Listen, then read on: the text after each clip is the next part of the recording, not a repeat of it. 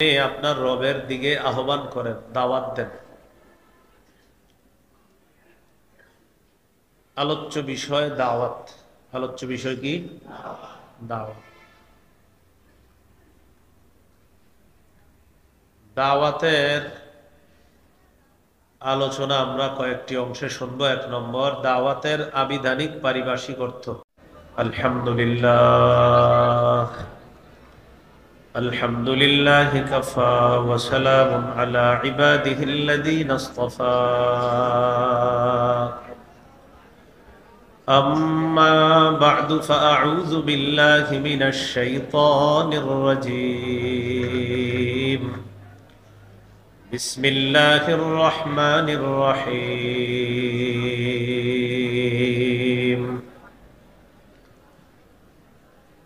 وادع إلى ربك ولا تكونن من المشركين.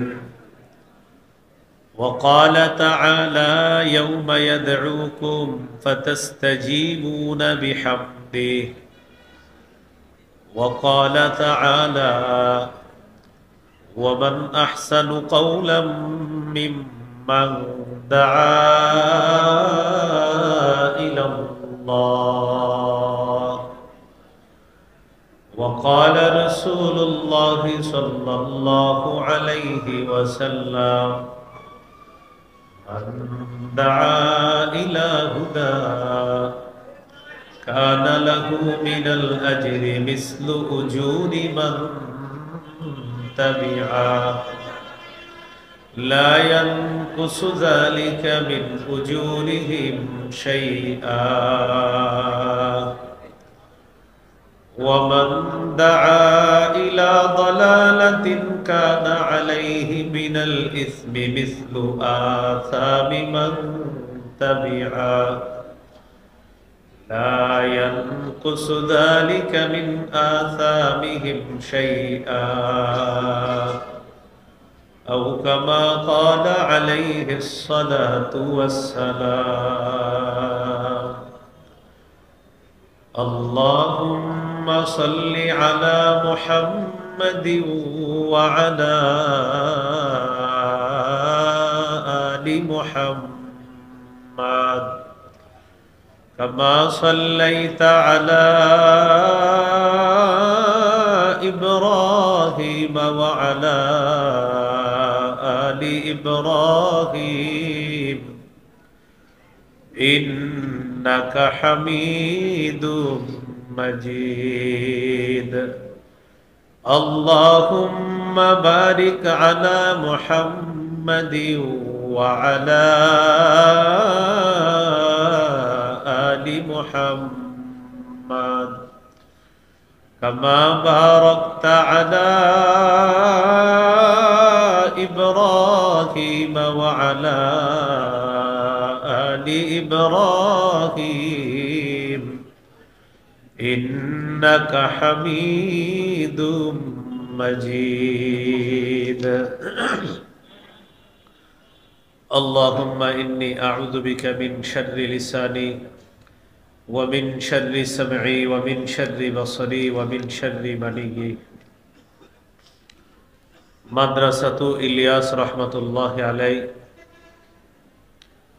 এর উদ্যোগে হাফেজ ছাত্রদের পাগড়ি প্রদান ও মাদ্রাসার সার্বিক উন্নয়ন প্রকল্পে ৫ম বার্ষিক ওয়াজ দোয়ার মাহফিলের সভাপতি আলহাজ আব্দুর রাজ্জাক মুন্সি, সভাপতি বাইতুল আতিক জামে মসজিদ, প্রধান অতিথি অধ্যাপক ডাক্তার এস.এম. রফিকুল ইসলাম বাচ্চু, সহ স্বাস্থ্য বিষয়ক সম্পাদক কেন্দ্রীয় কমিটি বিএনপি, প্রধান মেহমান জনাব Ruhul Amin Swapan, MD messrs আর.এস. Traders, রঙ্গিলা বাজার, শ্রীপুর, বরেণ্য অতিথি আলহাজ ইকবাল হোসাইন মুন্সি, এমডি আল মদিনা ফুড ইন্ডাস্ট্রিজ,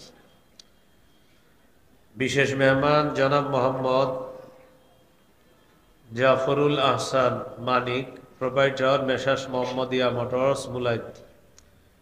গুরুত্বপূর্ণ আলোচনা করবেন মুফতি মুশতাকুন নবী কাসিমি দামাত বরকাতুহুল আলিয়া কুমিল্লা। এতক্ষণ গুরুত্বপূর্ণ আলোচনা করেছেন সমসাময়িক বিষয় নিয়ে। আমাদের সামনে গুরুত্বপূর্ণ আলোচনা পেশ করেছেন এবং জাতিকে কিছু সতর্কবার্তামূলক নসিহত করেছেন হযরত মাওলানা মুফতি হাসান জামিল দামাত বরকাতুহুমুল আলিয়া, ঢাকা।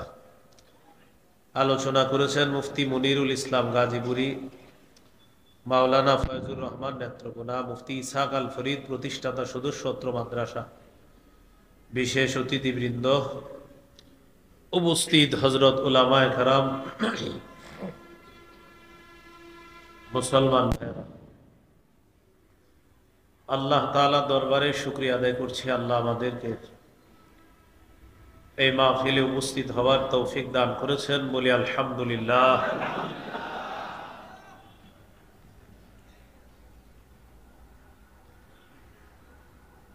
আমি আপনাদের সামনে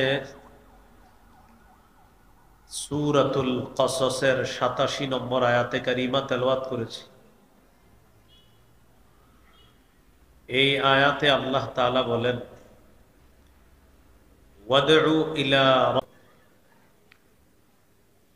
দাওয়াতের আবিধানিক অর্থ আর নিদা, আহ্বান করা, ডাকা।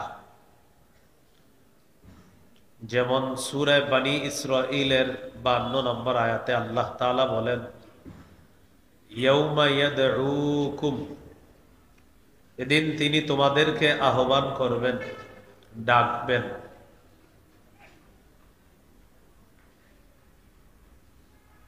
দাওয়াতের পারিভাষিক অর্থ শাইখুল ইসলাম ইবনে তাইমিয়া রাহমাতুল্লাহি আলাইহি বলেন,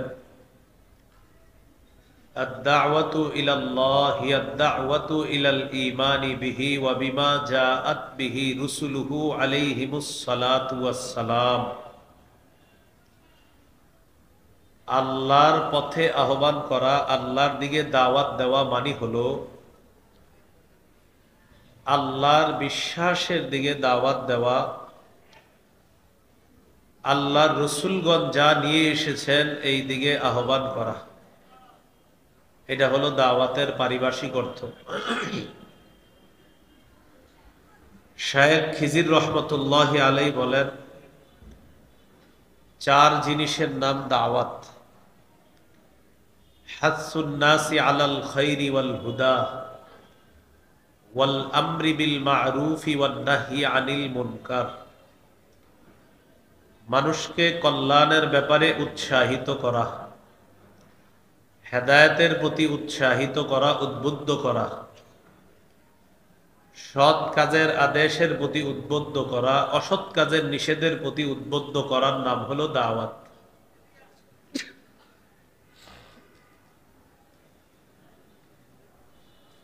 এইগুলো ১ নম্বর আলোচনা, দাওয়াতের আবিধানিক পারিভাষিক অর্থ। ২ নম্বর আলোচনা, দাওয়াতের বিষয়বস্তু। দাওয়াতের বিষয়বস্তু হলো পূর্ণাঙ্গ জীবন বিধান, ইসলাম। পুরা ইসলামটাই দাওয়াতের বিষয়বস্তু। সূরা আলী ইমরানের ১৯ নম্বর আয়াতে আল্লাহ বলেন, ইন্নাদ-দীনা ইনদাল্লাহিল ইসলাম, আল্লাহর কাছে একমাত্র দিন হলো ইসলাম। তাফসিরে জালালাইনে আসছে, ইন্নাদ-দীনা মানে হলো ইন্নাদ-দীনাল মারদিয়্যা ইনদাল্লাহি হুয়াল ইসলাম, আল্লাহর কাছে পছন্দনীয় মনোনীত ধর্ম হলো ইসলাম। সূরা আলী ইমরানের ৮৫ নম্বর আয়াতে আল্লাহ তাআলা বলেন,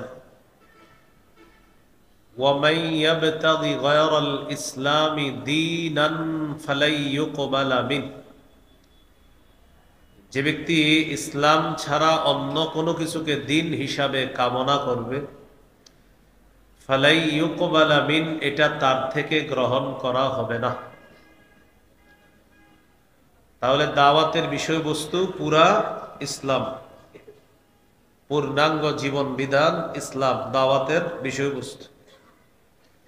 ৩ নাম্বার, দাওয়াতের উদ্দেশ্য আল্লাহর সন্তুষ্টি অর্জন করা।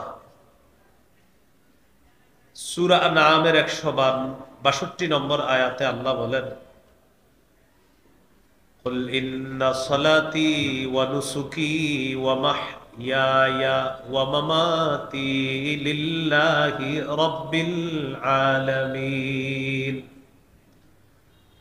নবী আপনি বলেন, আমার নামাজ, আমার কোরবানি, আমার জীবন, আমার মৃত্যু বিশ্ব জগতের রব আল্লাহর জন্য। আমার জীবনে আমি যা করব সব কার জন্য? তো দাওয়াত দিব কার জন্য? তাহলে দাওয়াত মানে আল্লাহর সন্তুষ্টি অর্জন করা, এটা উদ্দেশ্য দাওয়াতের। নাসাইর হাদিস 3140 নম্বর হাদিস। এই হাদিসের মধ্যে আছে قال رسول الله صلى الله عليه وسلم إن الله لا يقبل من العمل إلا ما كان له خالصا। আল্লাহ তাআলা ততক্ষণ বান্দার আমল কবুল করেন না যতক্ষণ এই আমল ইখলাসের সাথে না হবে, ততক্ষণ এই আমল আল্লাহ কবুল করেন না। তাহলে দাওয়াতের উদ্দেশ্য আল্লাহর সন্তুষ্টি অর্জন করা। 4 নাম্বার আলোচনা, দাওয়াতের গুরুত্ব। দাওয়াতের গুরুত্ব বোঝার জন্য এতটুকুই যথেষ্ট, আল্লাহ নিজেই দাওয়াত দেন। আল্লাহ তাআলা বলেন, ওয়াল্লাহু ইয়াদউ ইলা দারিস সালাম। আল্লাহ শান্তির ঘরের দিকে আহ্বান করেন। দারুস সালামের দিকে আল্লাহ দাওয়াত দেন, শান্তির ঘরের দিকে আল্লাহ দাওয়াত দেন, শান্তির বাড়ির দিকে আল্লাহ দাওয়াত দেন। অন্য আয়াতে আছে ওয়াল্লাহু ইয়াদউ ইলা, ভাই আওয়াজ আগেরটাই ঠিক আছে, বাড়ায়েন না, কই মাইক ম্যান আওয়াজ বাড়ায়েন না। ওয়াল্লাহু ইয়াদউ ইলাল জান্নাতি ওয়াল মাগফিরাহ। আল্লাহ জান্নাতের দিকে আহ্বান করেন, ক্ষমার দিকে আহ্বান করেন, ক্ষমার দিকে ডাকেন। আল্লাহ ডাকেন জান্নাতের দিকে, আল্লাহ ডাকেন ক্ষমার দিকে।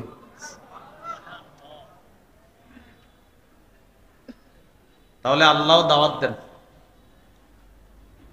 আল্লাহ তাআলা সূরা নিসার 136 নম্বর আয়াতে বলেন, ইয়া আইয়ুহাল্লাযীনা আমানু আমিনু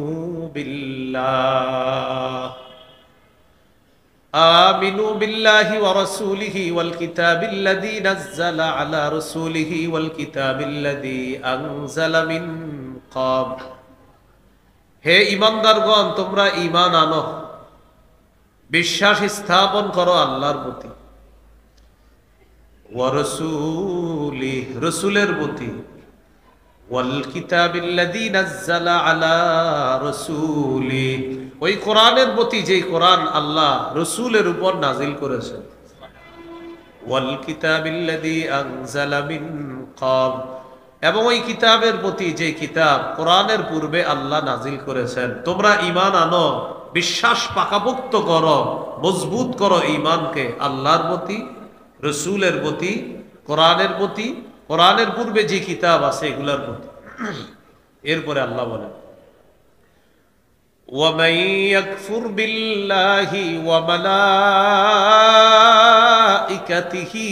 وَكُتُبِهِ وَرُسُلِهِ وَالْيَوْمِ الْآخِرِ فَقَدْ ضَلَّ ضَلَالًا بَعِيدًا। যে ব্যক্তি আল্লাহকে অস্বীকার করে, রসুলকে অস্বীকার করে, ফেরেশতাদেরকে অস্বীকার করে, আল্লাহর কিতাবগুলো অস্বীকার করবে, আল্লাহ রসুলদেরকে অস্বীকার করবে, আখেরাতকে অস্বীকার করবে, তারা স্পষ্ট পথভ্রষ্ট হবে, তারা দূরবর্তী গুমরাহির মধ্যে লিপ্ত হবে। মানে হলো এমন গুমরাহ হবে যে গুমরাহি থেকে ফিরে আসা কঠিন হয়ে যাবে, অসম্ভব হয়ে পড়বে। আল্লাহ আমাদেরকে গুমরাহি থেকে হেফাজত করেন। তাহলে দাওয়াত দেয় কে? রাসূলুল্লাহ সাল্লাল্লাহু আলাইহি সাল্লামও দাওয়াত দিয়েছেন, আল্লাহ নবীকে দাওয়াত দিতে বলছেন। সূরা মাইদা ৬৭ নম্বর আয়াতে আল্লাহ বলেন, ইয়া আইয়ুহার রাসূলু বাল্লিগ মা উনজিলা ইলাইকা মির রাব্বিক। রসুল, আপনি তাবলীগ করেন, আপনি প্রচার করেন, যা আপনার প্রতি অবতীর্ণ করা হয়েছে তা আপনি প্রচার করেন, তাবলীগ করেন। নবীজিকেও আল্লাহ দাওয়াত দিতে বললেন। নবীজি গোপনে দাওয়াত দেওয়া শুরু করলেন। দাওয়াত দেওয়ার পর সূরা শুআরা 214 নম্বর আয়াত আল্লাহ যখন নাজিল করে প্রকাশ্যে দাওয়াতের কথা বললেন, আল্লাহ বলেন ওয়াআনযির আশীরাতাকাল আকরাবিন। আপনি আপনার নিকটাত্মীয়দেরকে ভয় দেখান, সতর্ক করেন। সহিহ বুখারীর বর্ণনা 4770 নম্বর হাদিস। সূরাতুশ শুআরার 214 নম্বর আয়াত আল্লাহ যখন নাজিল করে প্রকাশ্যে দাওয়াত দিতে বললেন, সাইদা রাসূলুল্লাহ সাল্লাল্লাহু আলাইহি ওয়াসাল্লাম আলা সাফা। রাসূলুল্লাহ সাল্লাল্লাহু আলাইহি সাল্লাম সাফা পাহাড়ের উপর উঠলেন। পাহাড়ের উপর ওঠার পর ফাজাআলা ইউনাদি, ডাকতে লাগলেন, ইয়া বানি ফিহরিন ইয়া বানি আদি, ও বনু ফিহির, ও বনু আদি। বনু ফিহির, বনু আদি, তাদেরকে ডাকতে লাগলেন। তো বনু ফিহির আর বনু আদি তাদের নাম ধরে ধরে ডাকতে লাগলেন। লিবুতুনি কুরাইশ, কুরাইশের বিভিন্ন এলাকার নাম ধরে ধরে ডাকতে লাগলেন। ফাজাআ আবু লাহাবিন ওয়া কুরাইশ, আবু লাহাব এবং কুরাইশ তারা আসলো দলে দলে। ফাজাআলার রাজুলু ইযা লাম ইয়াস্তাতি আন ইয়াখরুজা আরসালা রাসূলান লিয়ানজুরা মা হুয়া। যে ব্যক্তি আসতে পারল না সে আরেকজনকে পাঠায়া দিল, যাও তো মোহাম্মদ কি বলে একটু শুনে আসো, সাল্লাল্লাহু আলাইহি সাল্লাম। তো সবাই দলে দলে আসছে। নবীজি পাহাড়ের উপর থেকে বললেন, রাআইতাকুম লাউ আখবারতুকুম আন্না খাইলান বিল ওয়াদি তুরিদু আন তুগীরা আলাইকুম আকুনতুম মুসাদ্দিকিয়া। আমি যদি তোমাদেরকে বলি এই পাহাড়ের পিছনে একদল শত্রু সেনা অপেক্ষা করছে যারা তোমাদের উপর অতর্কিত হামলা চালাবে, তোমরা কি আমার কথা বিশ্বাস করবা? এটা বুখারীর 4770 নম্বর হাদিসের বর্ণনা। 4972 নম্বর হাদিসে আছে, عن عبد الله بن عباس رضي الله تعالى عنهما أن النبي صلى الله عليه وسلم خرج إلى البطحاء فصعد إلى جبل। রাসূলুল্লাহ সাল্লাল্লাহু আলাইহি সাল্লাম বতহা নামক এলাকায় গেলেন, পাহাড়ের উপর উঠলেন। উঠার পর বললেন, ইয়া সাবাহা, কে কোথায় আছো, আসো, কথা আছে। ফাজতামাত ইলাইহি কুরাইশ, কুরাইশরা দলে দলে নবীর আহ্বানে সাড়া দিয়ে পাহাড়ের সামনে এসে উপস্থিত হয়েছে। নবীজি পাহাড়ের উপর থেকে বললেন, আরাআইতুম ইন হাদ্দাসতুকুম আন্নাল আদুওয়া মুসাব্বিহুকুম আও মুমাসসিকুম মা কুনতুম তুসাদ্দিকুনি। আমি যদি তোমাদেরকে বলি একদল শত্রু সেনা যারা তোমাদের উপর সন্ধ্যায় অথবা সকালে তোমাদের উপর হামলা চালাইতে পারে, আমার কথা কি তোমরা বিশ্বাস করবা? আগের বর্ণনায় বলছে পাহাড়ের পিছনে একদল শত্রু সেনা, আর এটা হলো একদল শত্রু সেনা যারা সকাল সন্ধ্যা, সকালে বা সন্ধ্যায় তোমাদের উপর হামলা চালাইতে পারে, আমার কথা কি বিশ্বাস করবা? সবাই এক বাক্যে জবাব দিল, ক্বালু না'আম মা জাররাবনা আলাইকা ইল্লা সিদকা। অবশ্যই আমরা বিশ্বাস করব, আমরা যাচাই বাছাই করে দেখেছি, তুমি কখনো সত্য ছাড়া মিথ্যা বলো না, তুমি জীবনে যা বলো সব সত্য কথা। তো এই কথা বলার পর রাসূল সাল্লাল্লাহু আলাইহি সাল্লাম বললেন, যেহেতু আমি সব সত্য কথা বলি, তাহলে শোনো, ফাইন্নী নাযীরুল লাকুম বাইনা ইয়াদাই আযাবিন শাদীদ। আমি তোমাদেরকে কঠিন আযাবের ভয় দেখাই। আল্লাহকে আল্লাহ মানো, যদি না মানো তোমাদের উপর কঠিন আযাব আসবে, আমার কথা মেনে নাও। যদি না মানো তোমাদের উপর কঠিন আযাব আসবে, সে আযাব কঠিন হবে।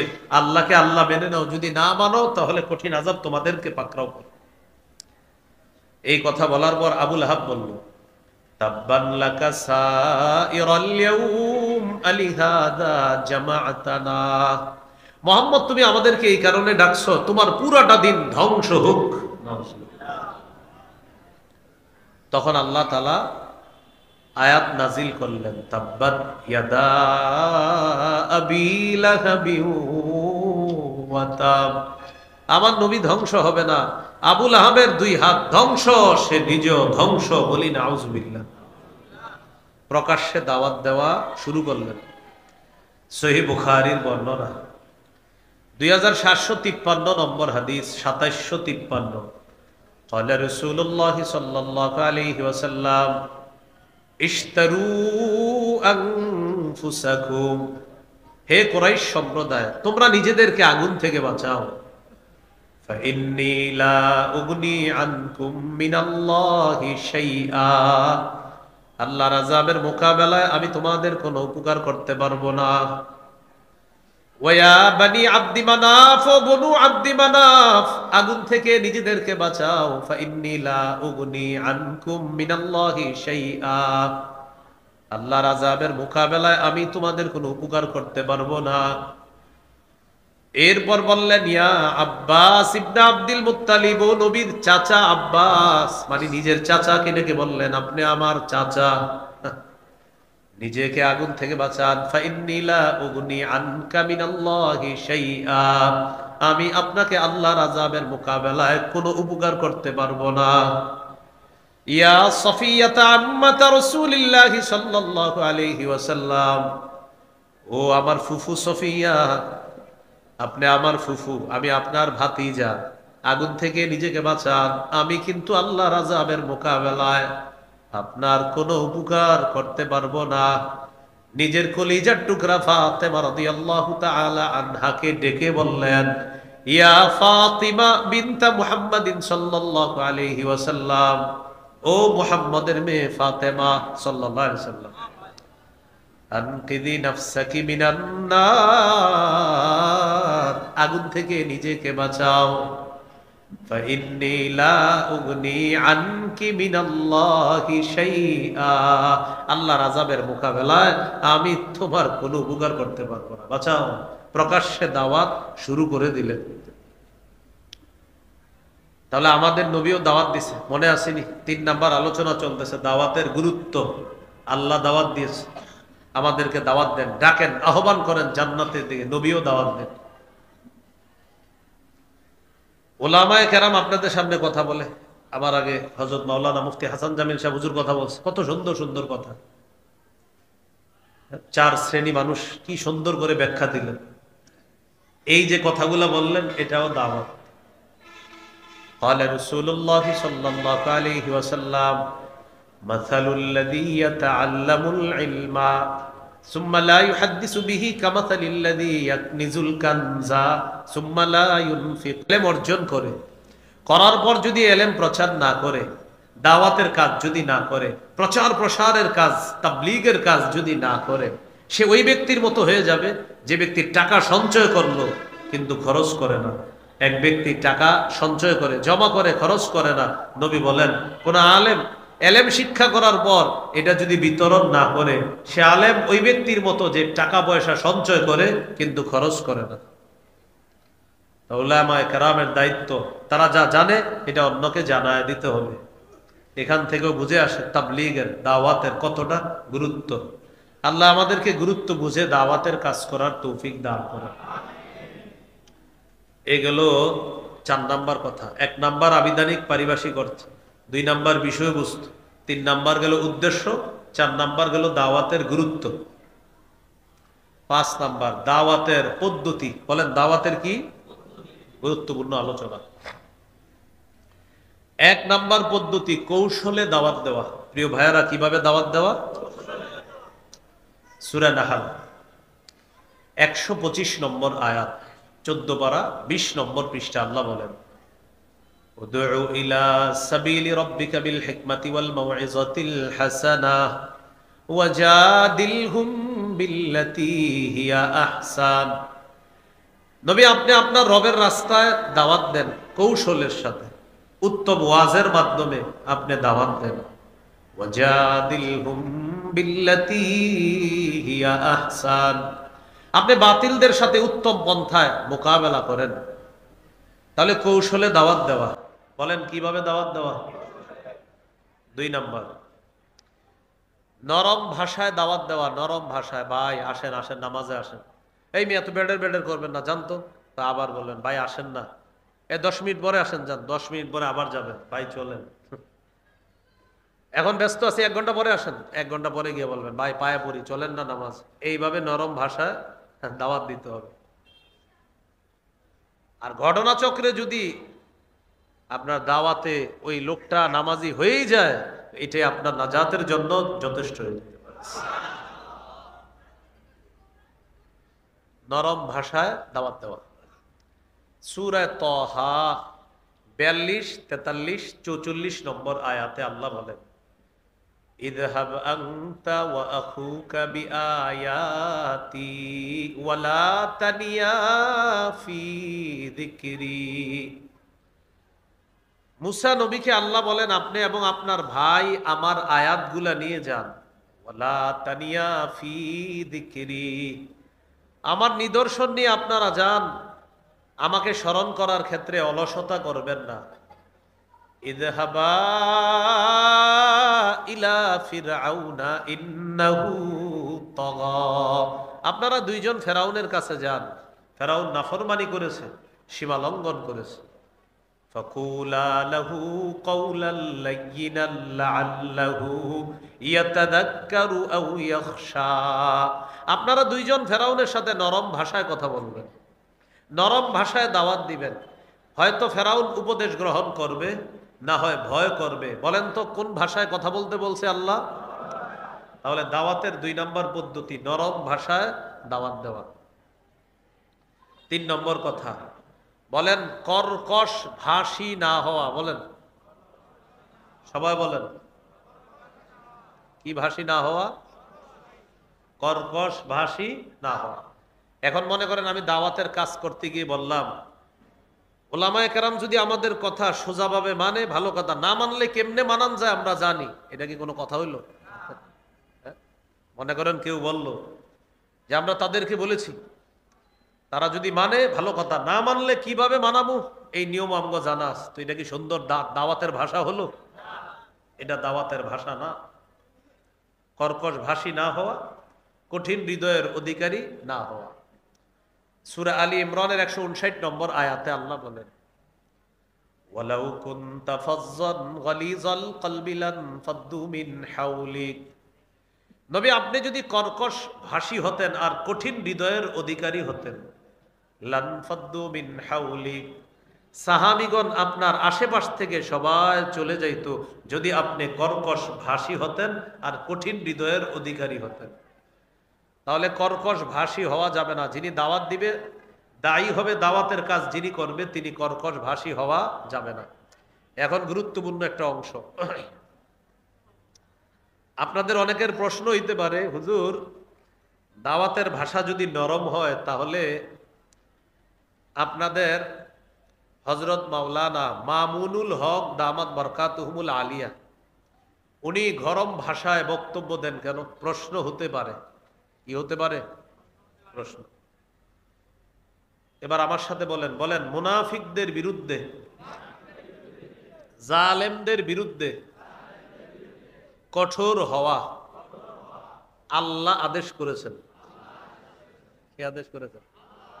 এবার বলেন, জালেমদের বিরুদ্ধে, মুনাফিকের বিরুদ্ধে সতর্ক বার্তা হিসাবে কঠোর ভাষা প্রয়োগ করা কোরআনেও পাওয়া যায়, হাদিসেও পাওয়া যায়। এই যে হযরত মাওলানা মুফতি হাসান জামিল সাহেব হুজুর শেষের দিকে ভাষণ দিলেন না করা, তো আপনারা আজকে আমার বয়ানের পরে আল্লাহ জানে যাওয়ার সময় হয়তো বলে ফেলতেন, আচ্ছা আপনি না বললেন নরম ভাষায় দাওয়াত দিতে, হুজুর গরম হইল কেন? এজন্য উত্তর শিখে নেন, জালেমের বিরুদ্ধে মুনাফিকের বিরুদ্ধে গরম হওয়া, এটা কোরআনেও আছে, হাদিসও আছে। সূরা তাহরিম বলেন কোন সূরা? 9 নম্বর আয়াত। কত নম্বর বলেন? 28 পারা 20 নম্বর পৃষ্ঠা। সূরা তাহরিম 9 নম্বর আয়াত। কত পারা? কত পারা? কত নম্বর পৃষ্ঠা? কোন সূরা? কত নম্বর আয়াত? এই আয়াতে আল্লাহ বলেন, ইয়া আইয়ুহান নাবিয়্যু জাহিদিল কুফফার ওয়াল মুনাফিকিনা ওয়াগলুজ আলাইহিম। নবী আপনি কাফের মুনাফিকদের বিরুদ্ধে লড়াই করেন, ওয়াগলুজ আলাইহিম তাদের বিরুদ্ধে কঠোর হন। কি হন? ওয়াগলুজ, কঠোর হন, আলাইহিম তাদের বিরুদ্ধে। তাহলে মুনাফিকদের, তাহলে আমাদের দেশের কোন আলেম যদি মুনাফিকদের বিরুদ্ধে, জালেমদের বিরুদ্ধে আর মাজলুমের পক্ষে কঠোর ভাষা ব্যবহার করেন, এটা দোষণীয় না, বরং এই কথাও কোরআন সুন্নায় পাওয়া যায়। এবার প্রশ্ন হলো, মাওলানা মামুনুল হক হাফিজাহুল্লাহ সহ আরো অনেকে যেই ভাবে, যেই পদ্ধতিতে, যে স্টাইলে বয়ান দেয়, দেখি এই স্টাইল হাদিসে আছে কিনা। যদি থাকে আজকের পরে আর কেউ সমালোচনা করবেন না। ইবনে মাজাহ হাদিসের কিতাব 45 নম্বর হাদিস, কানা রাসূলুল্লাহ সাল্লাল্লাহু আলাইহি ওয়াসাল্লাম ইদা খাতাবা, নবীজি যখন ভাষণ দিতেন, বলেন কি দিতেন? ইহমাররাত আইনা, নবীর চোখ লাল হয়ে যেত। চোখ কি হইতো? লাল হইতো কেন? ওয়া আলা সাউতুহু, নবীর আওয়াজ উঁচু হয়ে যেত। কি হইতো? তাহলে মিলান, চোখ, আওয়াজ, ওয়াশতাদ্দা গদবুহু, প্রচুর রাগ হয়ে যাইতেন। কি হইতেন? তাহলে এবার মিলান পুরাটা। এখন আমাদের দেশে বিশেষ করে ইবনে শেখুল হাদিস তিনি যখন বক্তব্য দেন, দেখেন একটা কথা হলো, আপনি ওনারে দেখতে পারেন না, এটা এক বিষয়। দেখতে পারেন না বলে ওনার কোনো কাজ যদি সুন্নাহ মোতাবেক হয়, সেই কাজের বিরোধিতা আপনি করতে পারেন না। আসল কথা হলো কি জানে, আমাদের দেশে একটা নিয়ম হলো, আমি যারে দেখতে পারবো না, হ্যাঁ যদি সুবহানাল্লাহ পড়ে তাও বলবো আপনি সিনটা এত জোরে বললেন কেন? আপনি বায়ের মধ্যে একটু এরকম হওয়া উচিত ছিল, হায়ের মধ্যে আপনি টানটা মনে হয় একটু মাঝারি দিয়ে ফেলছেন, মানে দেখতে পারি না তো এই জন্য আমি কিছু একটা বাইর করতে হবে। তো এটা তো ঠিক না। আসলে এটা কি ঠিক না? এটা ঠিক না। ওই হুজুর বললেন যে অনেকে আপনারা দাড়ি রাখেন না, কিন্তু এটা বুঝেন যে না, দাড়ি রাখা আসলে জরুরি, কিন্তু রাখি না, আমি ইনশাল্লাহ রাখবো, বা আমি দাড়ির বিরুদ্ধে না। কিন্তু কি বললেন, যদি এরকম হয় যে আপনি দাড়ির সমালোচনা করেন, দাড়ি নিয়ে কটূক্তি করেন, তা আপনি ইসলাম থেকে বের হয়ে যাবেন। তাহলে অনেক ভাই আছে আমাদের, যে ভাইয়ারা দাড়ি রাখতেছে না, কিন্তু ইনশাল্লাহ আমরা আশাবাদী রাখবে, কিন্তু তারা দাড়ির বিরুদ্ধে না। কিসের বিরুদ্ধে না? দাড়ির বিরুদ্ধে না। তাহলে নবীজি যখন ভাষণ দিতেন, চোখ লাল হয়ে যেত, আওয়াজ উঁচু হয়ে যেত, রাগ হইতেন প্রচন্ড। কান্নাহু মুনদিরু জাইশিন, যেন নবীজি কোনো দলকে সতর্ক করতেন, সতর্ক বার্তা দিতেন, এমন ভাবে আল্লাহ রসুল ভাষণ দিতেন। তাহলে আসেন মূল আলোচনা আবার চলে আসে। 5 নাম্বার আলোচনা চলতেছে। দাওয়াতের পদ্ধতি 1, কৌশলে দাওয়াত দেওয়া। 2, নরম ভাষায় দাওয়াত দেওয়া। 3, কর্কশ ভাষী না হওয়া। এখানে আবার শিখছি প্রয়োজনে মুনাফিকদের বিরুদ্ধে, জালেমদের বিরুদ্ধে কঠোর ভাষা প্রয়োগ করার সুযোগ আছে, এটা নিয়ম আছে। আল্লাহ কথাগুলো মনে রাখার তৌফিক দান করেন। 6 নম্বর আলোচনা, দাওয়াতের ফজিলত। যারা নিয়মিত 3টা কাজ করবেন, ইনশাল্লাহ আল্লাহ আপনাকে সফল মুমিন বলে ঘোষণা করছে। মানে আরো অনেকগুলা গুণ আছে, এর মধ্যে 3টাও স্পেশাল। মানে এখন শুরু হইলো কি, গরম হয় আবার ঠান্ডা হয়, বুঝছেন, আবার একটু পরে ঠান্ডা লাগবে। যাই হোক, সূরা আলী ইমরানের 104 নম্বর আয়াতে আল্লাহ বলেন, ওয়ালতাকুম মিনকুম উম্মাতুন ইয়াদউনা ইলাল খায়র ওয়া ইয়া'মুরুনা বিল মা'রুফি ওয়া ইয়ানহাউনা আনিল মুনকার ওয়া উলাইকা হুমুল মুফলিহুন। তোমাদের মধ্যে এমন একটা দল থাকা উচিত, যেই দল কল্যাণের প্রতি আহ্বান করবে, দাওয়াত দিবে। ওয়া ইয়া'মুরুনা বিল মা'রুফি, সৎ কাজের আদেশ করবে। ওয়া ইয়ানহাউনা আনিল মুনকার, অসৎ কাজ থেকে নিষেধ করবে। কল্যাণের প্রতি দাওয়াত দিবে, সৎ কাজের আদেশ করবে, অসৎ কাজ থেকে নিষেধ করবে। আল্লাহ বলেন ওয়া উলাইকা হুমুল মুফলিহুন, তারাই সফল, আমি আল্লাহ কোরআনে ঘোষণা করলাম। তাহলে দাওয়াত দেওয়া কল্যাণের কাজে, সৎ কাজের আদেশ করা, অসৎ কাজে নিষেধ যারা করবে তারা সফল। আল্লাহ আমাদেরকে দাওয়াতের কাজ করে সফল হওয়ার তৌফিক দান করে। 2 নাম্বার ফজিলত, যারা দাওয়াতের কাজ করে তাদের এই দাওয়াতের আহ্বানটা, দাওয়াত, ভাই আল্লাহর পথে চলেন, এই কথাটা পৃথিবীর সর্বশ্রেষ্ঠ কথা। সুবহানাল্লাহ, এই কথার চেয়ে দামি কথা আর নাই। সূরা হামিম আস-সাজদা 33 নম্বর আয়াত। এই আয়াতে আল্লাহ বলেন ওয়ামান আহসানু কাওলাম মিম্মান দাআ ইলাল্লাহ, ওই ব্যক্তির চেয়ে উত্তম কথা আর কার কথা হতে পারে যে মানুষকে আল্লাহর পথে আহ্বান করে। এই আয়াতে মাখলুকের মধ্যে 1 নম্বর শ্রেষ্ঠ আহ্বানকারী মুহাম্মদ সাল্লাল্লাহু আলাইহি সাল্লাম। 2 নাম্বার আল মুআদ্দিনুনা সুলাহা হিনা ইয়াকুলুনা হাইয়া আলাস সালাহ হাইয়া আলাল ফালাহ। 2 নাম্বার হলো মুয়াজ্জিন সাহেব যারা আছে তারা যখন আজানে বলে হাইয়া আলাস সালাহ হাইয়া আলাল ফালাহ, তখন তাদের এই আহ্বানটা পৃথিবীর শ্রেষ্ঠ আহ্বান হয়ে যায়। এই জন্য আজান দিবেন, সবাই আজান দিবেন। মাঝে মাঝে মুয়াজ্জিনের ফজিলত অর্জন করার জন্য বলবেন মুয়াজ্জিন সাহেব আপনি আজকে একটু রেস্ট নেন, আমারে আজান দিতে দেন। বিশুদ্ধভাবে আজানটা শিখে আপনি আজান দিবেন। কিয়ামতের ময়দানে মুয়াজ্জিনের গলা হবে সবচেয়ে লম্বা। উদ্দেশ্য হলো লম্বা, মানি এই লম্বা দ্বারা উদ্দেশ্য হলো কোটি কোটি মানুষের মাঝে দেখে চেনা যাবে এটা মুয়াজ্জিন। কোটি কোটি মানুষের মাঝে দেখে চেনা যাবে কি এটা মুয়াজ্জিন। আরেকটা ব্যাখ্যা হলো আমরা পরীক্ষার রেজাল্ট দেখতে যখন যাইতাম আগে, এখন তো মাশাআল্লাহ রেজাল্ট দেখার মজাও নাই। এখন রেজাল্ট দেখারও কি নাই, পরীক্ষা দেওয়ারও মজা নাই, রেজাল্ট দেওয়ার, কারণ সব এখন ডিজিটাল হয়ে গেছে। কি পরীক্ষা অ্যাসাইনমেন্ট করতে হবে। আগে পড়ার মজা ছিল যে আমরা উস্তাদের সামনে পড়তাম, এটার একটা মজা ছিল। দলে দলে যাইতাম পড়তে, সেটা আপনার জেনারেল লাইনে হোক, দলে দলে যাওয়ার মজা ছিল আলাদা। আবার যেদিন রেজাল্ট দিত আমরা গিয়ে তখন মাদ্রাসার বারান্দায় বা স্কুলের বারান্দায় বোর্ডের মধ্যে খুঁজতাম কে 1 হইল কে 2 হইল, মজাই ছিল আলাদা। তো তখন 1 হয় যে 2 হয় যে, যদি বলি ভাই তুই 1 হইছস, তখন কি করে দেখি দেখি দেখি দেখি পিছন থেকে এইভাবে দেখতে চায়, ঠিক না?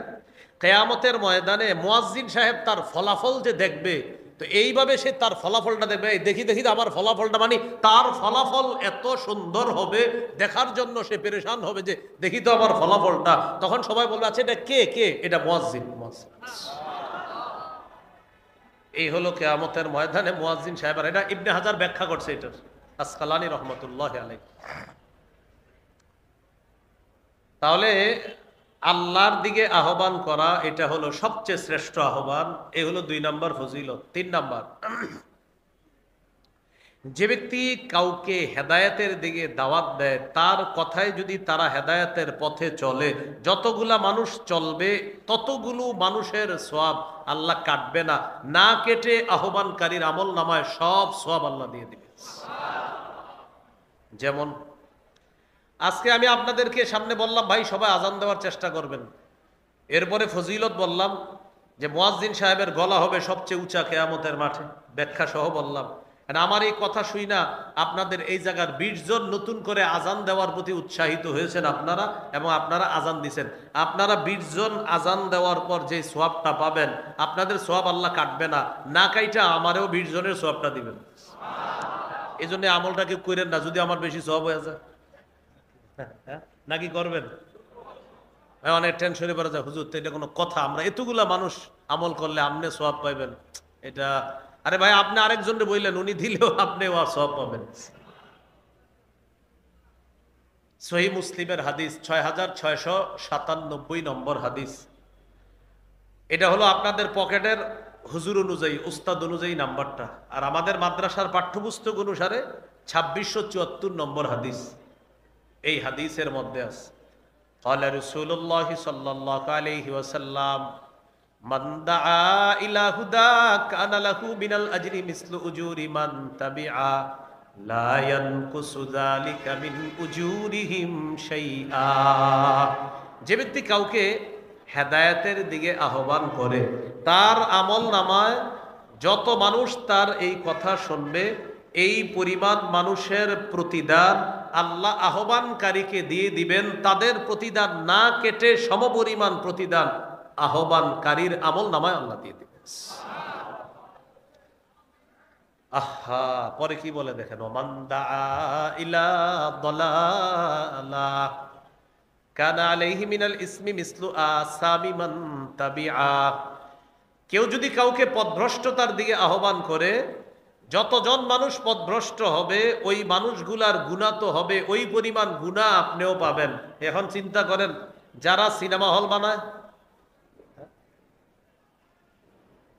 বা কোনো গুনাহের সূচনা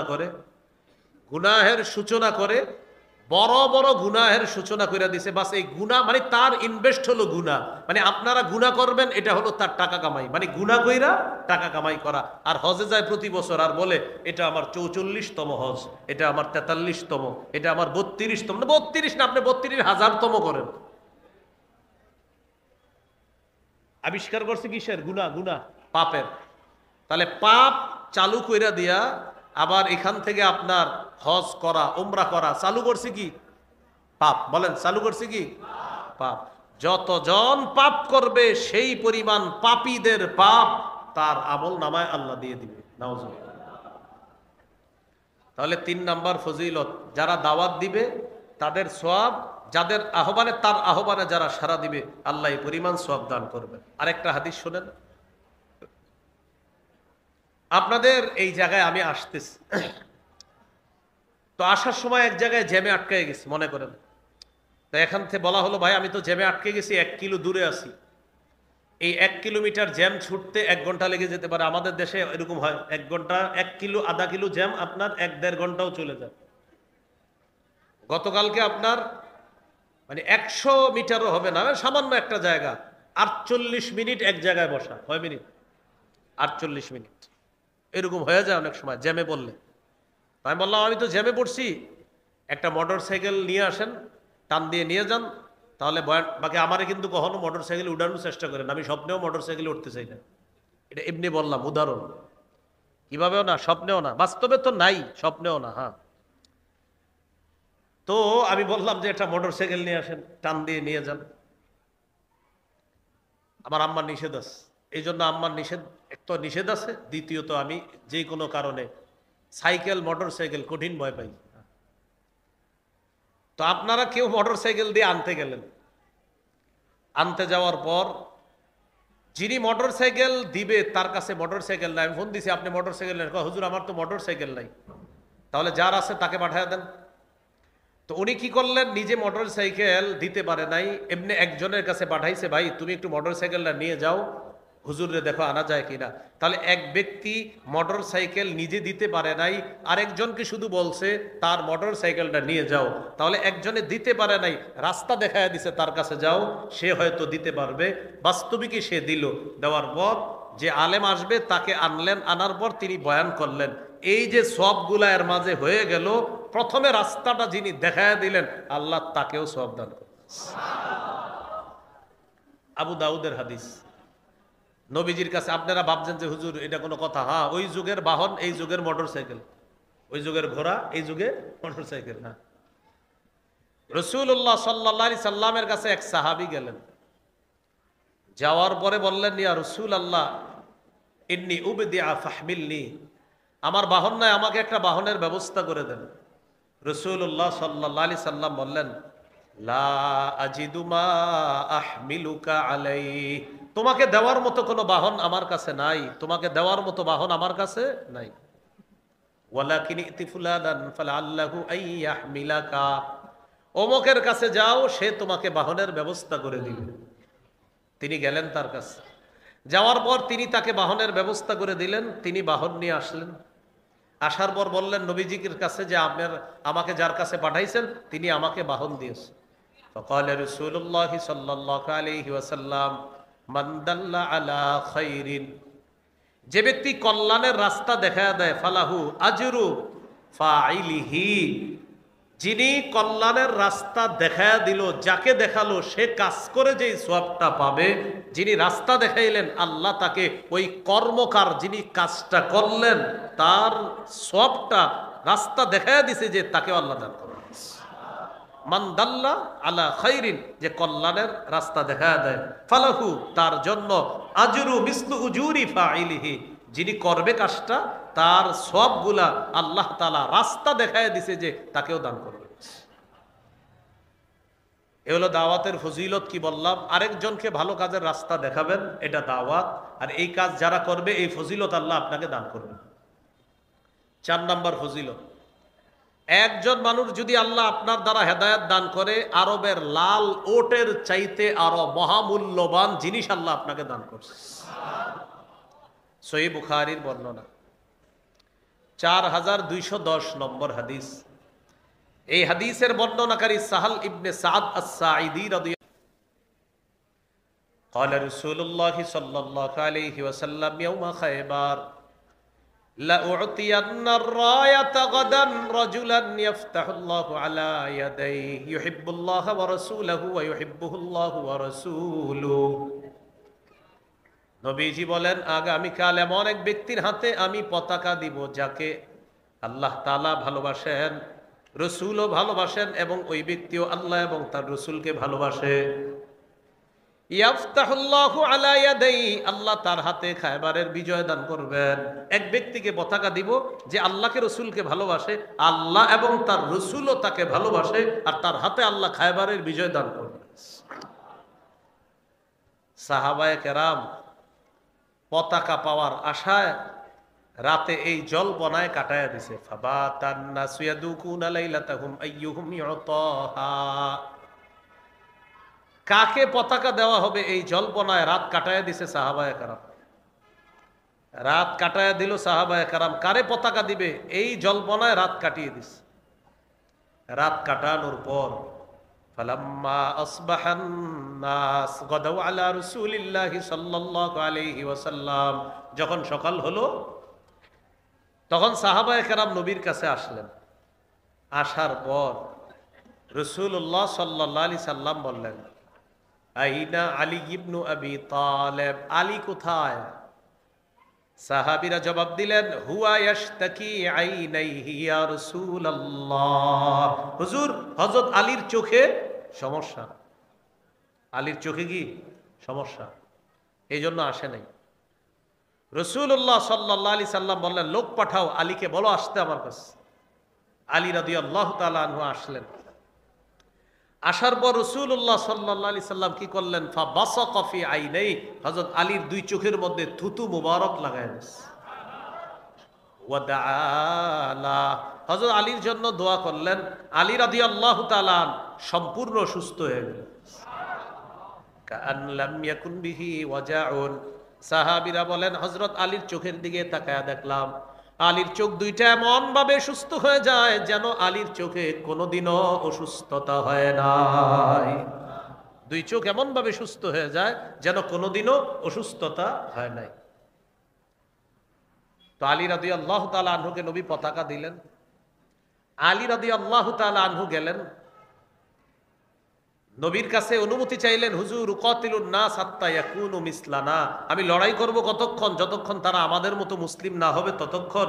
নবী বললেন, শোনো, উনফুজ আলা রিসলিকা হাত্তা তানজিলা বিসাহাতিহিম, তুমি আপন অবস্থায় যাও, এই অবস্থায় গিয়ে তাদের আঙিনায় তুমি অবতরণ করবা, তাদেরকে তুমি ইসলামের প্রতি আহ্বান করবা। আলী শোনো, লা ইয়াহদিয়াল্লাহু বিকা রাজুলান ওয়াহিদান খায়রুন লাকা মিন আইয়াকুনা লাকা হুমুরুন নাআম, তোমার মাধ্যমে একজন ব্যক্তিকে আল্লাহ হেদায়েত দান করা আরবের মহামূল্যবান লাল ওট তোমার জন্য হওয়ার চাইতেও আরো বেশি উত্তম। এই হলো 4 নাম্বার ফজিলত। দাওয়াতের ফজিলত নাম্বার 5, যে ব্যক্তি দাওয়াত দিবে, নবীর কথাগুলা যে পৌঁছায়া দিবে, সাথে সাথে ওই ব্যক্তি আল্লাহর নবীর একটা দোয়া পেয়ে যাবে। আমি আজকে যতগুলো আয়াত আর হাদিস বললাম, আমার ইয়াকিন, আমার বিশ্বাস এবং আমি আল্লাহর কাছে আশাবাদী, আল্লাহ আমাকে প্রতিটা আয়াত আর হাদিস বলাতে আমার নবীর দোয়ার অংশীদার আমাকে বানাইছে। তিরমিজির হাদিস 2657 নম্বর হাদিস, 2657। قال رسول الله صلى الله عليه وسلم نضر الله امرأ سمع منا فبلغه كما سمع। ওই ব্যক্তিকে আল্লাহ উজ্জ্বল করুক, আলোকময় বানায়া দেখ, যেই ব্যক্তি আমার কথা শুনলো, জানলো আর অন্যের কাছে যেভাবে শুনেছে জেনেছে পৌঁছায়া দিল, আল্লাহ যেন তাকে উজ্জ্বল করে দেয়, আল্লাহ যেন তাকে আলোকিত করে দেয়। এই গেল 5 নাম্বার ফজিলত। তাহলে 6টা কথা শিখলাম। কয়টা বলেন তো? 6টা। 6 নাম্বার আলোচনা চলতেছিল দাওয়াতের ফজিলত। 7 নাম্বার আলোচনা দাওয়াত না দেওয়ার পরিণতি। আপনাদের এই এলাকায় একটা অপকর্ম শুরু হয়েছে, আপনারা এই অপকর্মটা বাধা দিতে সক্ষম ছিলেন, ওলামায়ে হযরত সবাই মিলে বাধা দিতে সক্ষম ছিলেন, কিন্তু বাধা দেন নাই। সক্ষমতা থাকা সত্ত্বেও বাধা দেন নাই। নবী বলেন তাদেরকে জানায়া দাও কিয়ামতের আগে, মরণের আগে তাদেরকে আল্লাহ গজব দিবে, গজব। যারা সক্ষমতা থাকা সত্ত্বেও হারাম কাজে বাধা দেয় নাই, আল্লাহ তাদেরকে কঠিন আযাব দিবে মরার আগে, এটা জানায়া দাও। যেমন আগামী রমজান মাসে দিনের বেলা যারা লাল কাপড় টানায়া বিরিয়ানি দিনের বেলা বিক্রি করবে, তা আপনারা এরকম একটা কথার কথা, একটা হলো আপনাদের শক্তি নাই, সামর্থ্য নাই, একটা হলো শক্তি আছে, আপনারা চাইলে বাধা দিতে পারেন, এরপরেও বাধা দেন না, তো লিখে রাখেন মরার আগে আল্লাহ আপনাকে কোনো কোনো গজবে ফেলাবে। হ্যাঁ, রমজান মাসে বিরিয়ানি বেচে না অনেকে, লাল কাপড় বিক্রি ইয়া করে। এজন্য আমাদের সমাজের একটা অবস্থা হলো, আমরা সৎ কাজের আদেশ অনেক বেশি করি, স্বার্থের কারণে অসৎ কাজের নিষেধ করি না। কিসের কারণে? স্বার্থ কাকে বলে? আমার একজনের সাথে ভালো সম্পর্ক, চিন্তা করলাম উনি মাহফিলে আমার পাশে বসা, আর ঘটনা চক্রে জানতে পারছি উনি সুদ খায়, তো চিন্তা করলাম আজকে সুদের ওয়াজটা করবো না, কারণ আমার পাশে যে বসা আমার মহব্বতের লোক, হ্যাঁ কি মনে করবে? স্বার্থের আঘাতটা কার? আমার মহব্বতের লোক। আমি যদি সুদের ওয়াজটা করি তাহলে উনি তো আমার সামনের দিকে আমার প্রতি খেলটেল রাখবে না। তো এই জন্য আপনার এই স্বার্থের যে একটা আঘাত, এই আঘাতের কারণে অসৎ কাজ থেকে বাধা দিচ্ছি না আমরা। কেন? যে আমার স্বার্থে লাগবে। যদি আমি বলি এটা কি হবে? 31শে ডিসেম্বর 31st নাইট, ওই রাতে বিভিন্ন বাসার ছাদে আপনার আতশবাজি ফুটাইলো, ইত্যাদি ফুটাইলো, তারা করলো। তো এই কাজগুলা যারা করলো,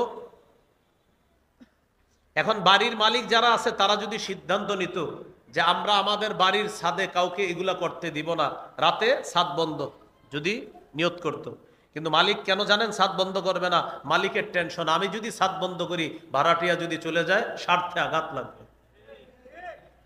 অসৎ কাজে বাধা দিতে স্বার্থে আঘাত। আপনার দোকান ভাড়া দিছেন, তো এই দোকান এটাতে বিরিয়ানি বিক্রি চলে বা এমন কিছু বিক্রি করে যেটা রমজান মাসে দিনের বেলা বিক্রি করা রমজানের পবিত্রতা নষ্ট করে।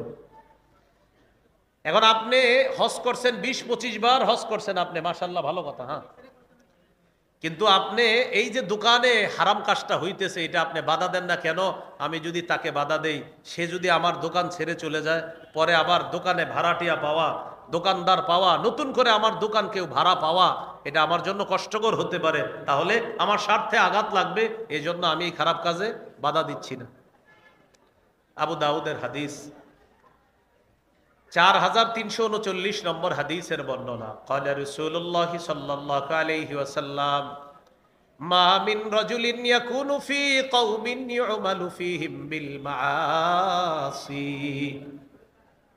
নবীজি বলেন, কোন মানুষ কোন এলাকার মধ্যে অবস্থান করে, ওই এলাকার মধ্যে যদি হারাম কাজ হয়, ইয়াকদিরুনা আলা আইয়ুগাইয়িরু ফালা ইউগাইয়িরু ইল্লা আসাবাহুমুল্লাহু বিইকাবিন ক্বাবলা আইয়ামুতু। কোন এলাকায় কোন মানুষ আছে আর ওই এলাকায় খারাপ কাজ হয়, বাধা দেওয়ার সামর্থ্য ছিল, এরপরেও তারা বাধা যদি না দেয়, ইল্লা আসাবাহুমুল্লাহু বিইকাবিন ক্বাবলা আইয়ামুতু, মৃত্যুর আগে আল্লাহ তাদেরকে আযাব দ্বারা পাকড়াও করবে। মৃত্যুর আগে আল্লাহ তাদেরকে আযাব দ্বারা পাকড়াও করবে। তাহলে দাওয়াতের কাজ না করার পরিণতি, অসৎ কাজে বাধা না দেওয়ার পরিণতি খবর আছে। আল্লাহ আমাদেরকে সৎ কাজের আদেশ, অসৎ কাজের নিষেধ, এই দোনোটা দাওয়াতের কাজ করার তৌফিক দান করুন।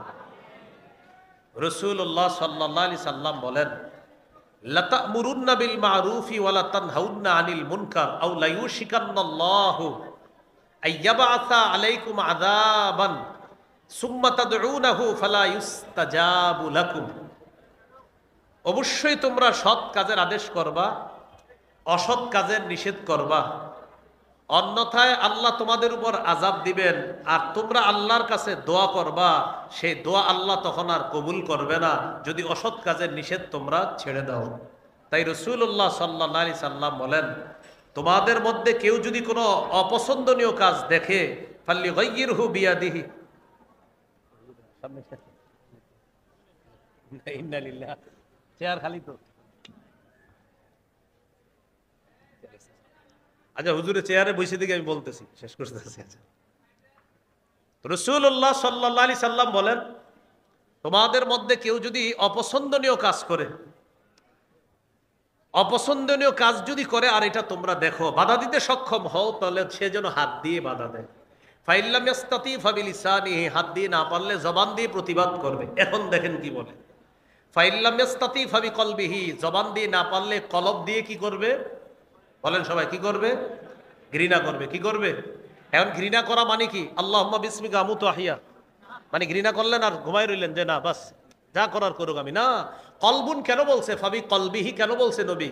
কলব দিয়ে ঘৃণা মানে কেন বলছে এটা? যে অন্তর দিয়ে। কেন কলব কেন বললো? কলব এই কারণে বলে, পরিকল্পনা কোথায় হয়? বলেন, পরিকল্পনা কোথায় হয়? হ্যাঁ, কলব এই কারণে বলছে। হাত দিয়ে পারো নাই, জবান, জবান দিয়ে পারো নাই, কলব। কলব মানে পরিকল্পনা করো কিভাবে এই খারাপ কাজ বন্ধ করা যায়, তাই বলছে কলব। আল্লাহ আমাদেরকে মনে রাখার তৌফিক দান করেন। তাহলে সৎ কাজের আদেশ, অসৎ কাজের নিষেধ করবো তো ইনশাল্লাহ সবাই। তাহলে খুব মন দিয়ে শুনি, 7টা কথা বললাম। দাওয়াতের আবিধানিক পারিভাষিক অর্থ জানলাম। 2 নাম্বার দাওয়াতের বিষয়বস্তু। 3 নাম্বার দাওয়াতের উদ্দেশ্য আল্লাহর সন্তুষ্টি অর্জন করা। 4 নাম্বার দাওয়াতের গুরুত্ব। 5 নাম্বার দাওয়াতের পদ্ধতি।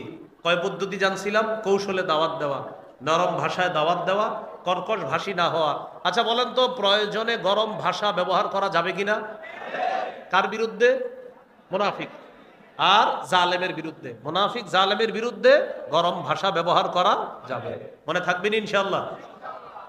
6 নাম্বার দাওয়াতের ফজিলত। 7 নাম্বার দাওয়াত না দেওয়ার পরিণতি। সবাই দাওয়াত দিব, সৎ কাজের আদেশ করব, অসৎ কাজের নিষেধ করব। তো ইনশাআল্লাহ আমরা টঙ্গীর ময়দান হয়ে এসেছি। আবার ইনশাআল্লাহ টঙ্গীর ময়দান